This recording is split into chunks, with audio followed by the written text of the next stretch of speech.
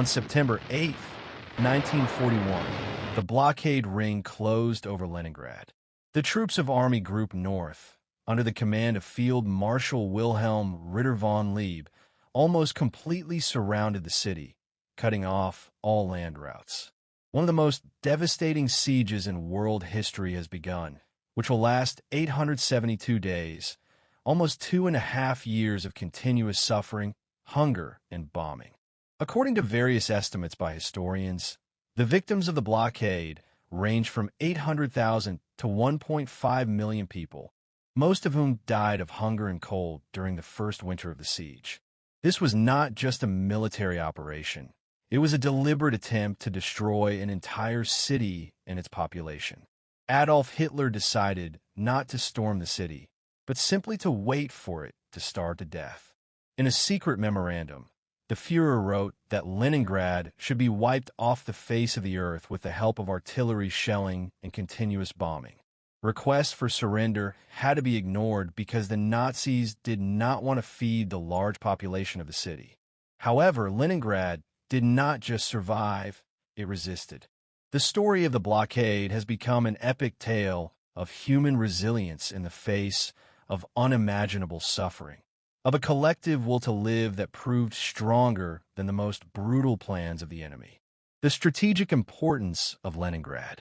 To understand why Hitler was so eager to capture Leningrad, it is necessary to realize the unique importance of this city for the Soviet Union.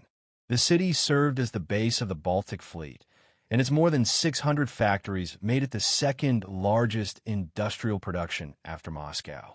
Leningrad was not just a large industrial center. It was the cradle of the Bolshevik Revolution of 1917, the city of Lenin, the symbol of Soviet power.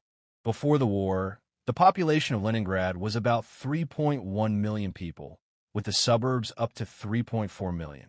The city was the cultural capital of the country, the heir to Imperial St. Petersburg, built by Peter the Great as a window to Europe. Its palaces, museums, theaters, and architectural ensembles represented Russia's priceless cultural heritage. The capture of Leningrad was one of the 3 strategic objectives of Operation Barbarossa. Army Group North was rapidly advancing through the Baltic states, Lithuania, Latvia, and Estonia towards its goal. By the end of August 1941, German troops had reached the suburbs of Leningrad. On August 31st, the city of MGA was captured, which led to the cutting of the last railway connection between the city and the country. A week later, Schlüsselburg fell on the shores of Lake Ladoga, and the last land route was cut off. Beginning of the siege, September 1941. By September 8th, 1941, Leningrad was surrounded by a blockade. From the north, the city was surrounded by Finnish troops advancing along the Karelian Isthmus, the territory seized by the Soviet Union from Finland during the Winter War of 1939 to 1940. From the south, west, and east, the city was being squeezed by German troops. Lake Ladoga remained the only route connecting Leningrad with the rest of the country. The defense of the city was organized by Marshal Georgy Zhukov, who was sent by Stalin at a critical moment. Zhukov replaced Kliment Voroshilov in this post, under whose leadership the Soviet troops suffered a series of severe defeats. It was Zhukov who organized the defense system that saved the city from immediate capture. The civilian population of the city hastily built defensive structures, wooden barriers, barbed wire, anti-tank ditches, and trenches of various sizes. On September 4th, artillery bombardment of the city began, and on September 6th, aerial bombardment began. September 19th was a particularly brutal day. 276 German bombers attacked the city, killing about 1,000 civilians.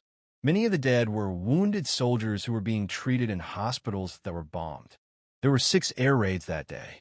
5 hospitals and the city's largest bazaar were damaged, where hundreds of people sought shelter from the raid.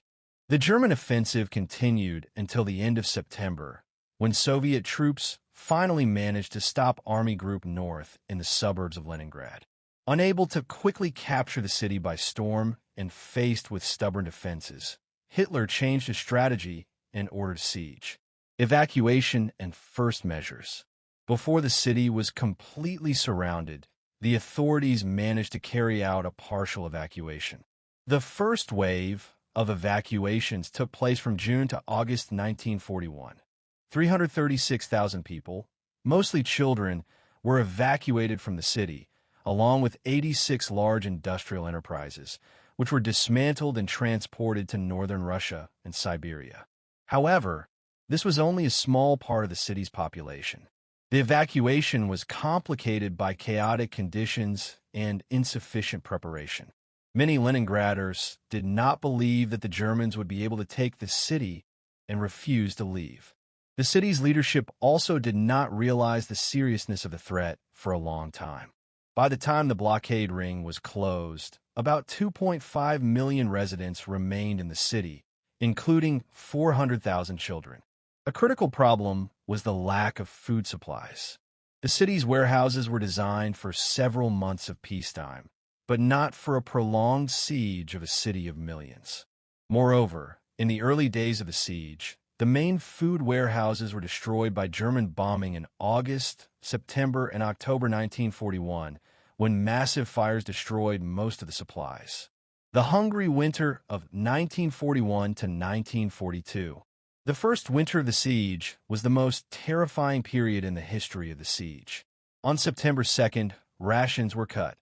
Workers received 600 grams of bread per day, employees 400 grams, and children and dependents 300 grams. But that was just the beginning. As the reserves were depleted, the norms decreased over and over again. By November, food shortages had led to cuts in civilian rations to 250 grams of bread per day for workers.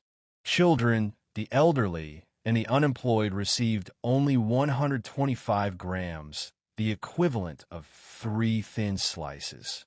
Since November 20th, 1941, bread rations in Leningrad have reached a minimum: 250 grams per day for manual workers and 125 grams for other civilians. Children under the age of 12 belong to the latter category. If the rations were given out in full, which was not always the case, it amounted to about 460 calories per day. Some researchers estimate the average daily intake at about 300 calories, containing almost no protein. These numbers are terrifying. For comparison, an adult needs about 2,000 to 2,500 calories per day to maintain the normal functioning of the body. 125 grams of bread is less than one modern sandwich. And this bread was not ordinary bread. Due to the lack of flour, cellulose, sawdust, cake, and other inedible additives were added to it. The winter of 1941 to 1942 was one of the coldest in decades, with temperatures dropping to minus 40 degrees Fahrenheit, minus 40 degrees Celsius. There was no heating in the city, no electricity, and the water supply was frozen. People slept in winter coats and hats. Everything that was burned for heating: furniture, books, parquet. Mortality peaked in January-February 1942 at 100,000 people per month, mostly from starvation. People were dying in the streets. Corpses lay everywhere, at entrances, at bus stops, in queues. There was no strength to bury the dead. Many families kept the bodies of their dead relatives in cold apartments for weeks because they could not carry them to the cemetery. The symbol of the blockade was a little girl, Tanya Savicheva. In her diary, she wrote down the dates of death of each member of her family. Jinya died on December 28th at 12 noon in 1941. My grandmother died on January 25th at 3 p.m. in 1942. Lika died on March 17th at 5 a.m. in 1942. Uncle Vazhid died on April 13th at 2 a.m. in 1942. Uncle Lyosha died on May 10th at 4 p.m. in 1942. Mom died on May 13th at 7:30 a.m. in 1942. The Savichevs died. Everyone died. Tanya is the only one left. Tanya herself was evacuated, but died in the summer of 1944 at the age of 14 from the effects of the blockade. Her diary was presented as evidence at the Nuremberg trials. Fight for survival, extreme measures. When all the normal food disappeared, Leningraders were forced to resort to extreme survival measures. Residents boiled carpenter's glue to get a jelly-like mass. The skin was boiled to extract nutrients. Grass and weeds were cooked as food, and scientists were working to extract vitamins from pine needles and tobacco dust. From the destroyed warehouses, people dug up the earth soaked in molten sugar. This land was sold at the market to housewives who tried to melt it to separate sugar, or simply mixed it with flour. People were removing wallpaper from the walls and making paste out of it. Cannibalism became the most terrible manifestation of hunger. Although the scale of famine was enormous, cannibalism remained relatively rare. Murders for ration cards were much more common. In the first half of 1942, 1,216 such murders were registered in Leningrad. About 2,000 people were arrested for eating human flesh in the first half of 1942. The NKVD created a special unit to combat cannibalism. Meat patties made from shredded human flesh appeared on the market in November 1941, which led to a ban on the sale of minced meat in the city. Despite these horrors, the majority of Leningraders retained their humanity and dignity. Historian Lisa Kirschenbaum notes that the low level of cannibalism compared to the scale of famine made it possible to emphasize that the majority of Leningraders managed to preserve their cultural norms in the most unimaginable circumstances. The road of life, the saving artery through Ladoga. Lake Ladoga, the largest lake in Europe, became the city's only hope. In the summer of 1941, cargo was delivered via it on barges and ships of the Ladoga military flotilla. But with the onset of winter, the lake began to freeze. On November 19, 1941, the Leningrad Front ordered the construction of the 101st VAD Ice Road, military highway, across the lake from Kabona to Vaganova through Shlisselburgskaya Bay, with a length of 27 to 32 kilometers. It was an incredibly dangerous operation. The ice was thin and unreliable, and German artillery and aircraft constantly shelled and bombed the convoys.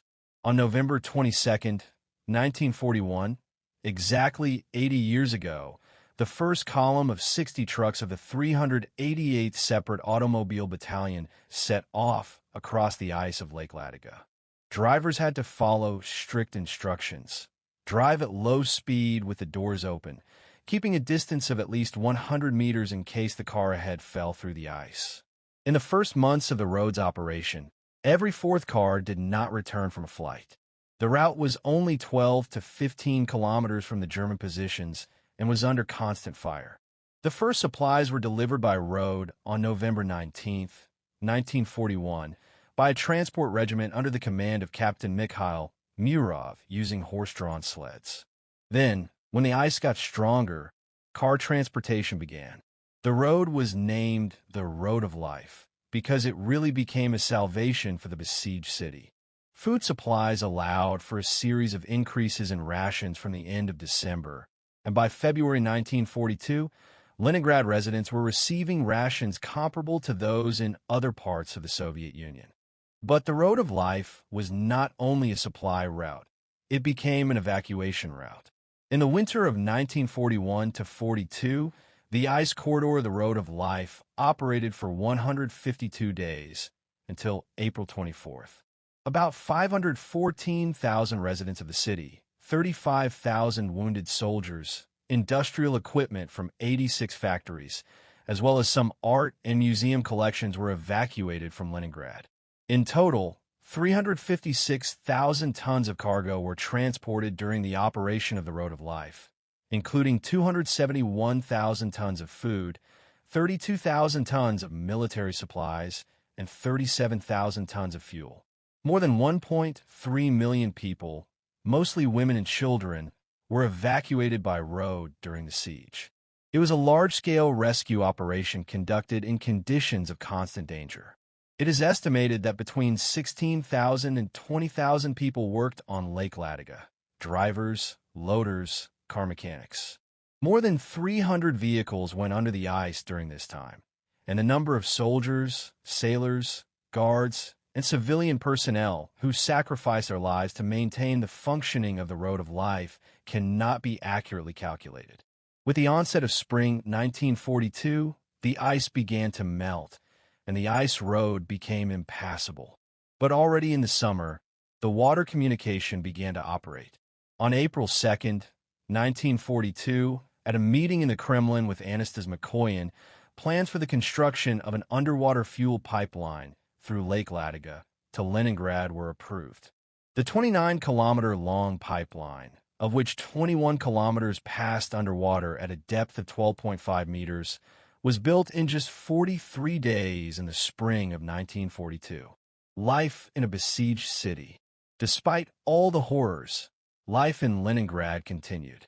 The city didn't just survive, it resisted. Factories continued to operate, producing weapons and ammunition for the front. Kirovskoye Zavod continued to produce KV heavy tanks literally at the front line. Since the enemy held the city in a tight siege, but did not make serious attempts to storm, tanks were sent to other sectors of the Soviet-German front. Steel monsters weighing 40 to 50 tons were transported across the ice with the towers removed on sleds. By 1942, about 80% of the workers in Leningrad factories were women.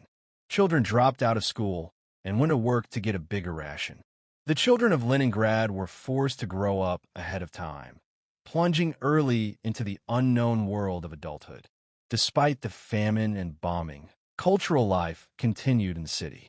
On August 9th, 1942, the Leningrad Radio Orchestra performed Dmitri Shostakovich's Seventh Symphony, known as the Leningrad Symphony. The concert was broadcast over loudspeakers throughout the city, as well as towards the enemy line. This day had previously been designated by Hitler to celebrate the fall of the city with a lavish banquet at the Astoria Hotel in Leningrad. Instead, the Germans heard the music of the unconquered city. In the spring and summer of 1942, residents of the city conducted a large-scale campaign to clear the streets of corpses and rubble. Vegetable gardens were created on all vacant plots of land. Almost all public transport in Leningrad was destroyed as a result of massive aerial and artillery bombardments in August-September 1941, so people traveled long distances on foot. Breaking the blockade, Operation Iskra. Throughout 1942, Soviet troops repeatedly tried to break the blockade, but all attempts ended in failure with huge losses. The Sinyavinsk offensive in August-September 1942 was also unsuccessful, although it disrupted German plans to storm the city. The situation began to change after the defeat of the German troops at Stalingrad in late 1942. This defeat weakened the German front and forced Hitler to transfer troops from other sectors, including the Leningrad direction. Planning for Operation Iskra began shortly after the Sinyavinsky offensive failed. The plan was approved in December. The Stavka set the task, by joint efforts of the Fokhov and Leningrad fronts, defeat the enemy in the Lipka, Gaytalovo, Dubrovka, and Shlisselburg areas, and thus break the siege of Leningrad. This meant the reconquest of the bottleneck and the opening of a 10-kilometer-wide corridor to Leningrad. The operation was carried out by the Leningrad Front, the Fokhov Front, and the Baltic Fleet from January 12th to January 30th, 1943, in order to create a land connection with Leningrad. The Soviet troops joined forces on January 18th, and by January 22nd, the front line had stabilized. The operation has successfully opened a land corridor 8 to 10 kilometers wide to the city. Despite the weakening due to the transfer of other units to other sectors of the Eastern Front, Army Group North put up vigorous resistance. But the Red Army's pressure was relentless, and by January 30th, it had reached Leningrad and established a 5 to 6 mile wide corridor along the southern shore of Lake Ladoga. Breaking the blockade was of great psychological and practical importance. Within 18 days, a 33-kilometer road and a temporary railway bridge across the Neva River were built.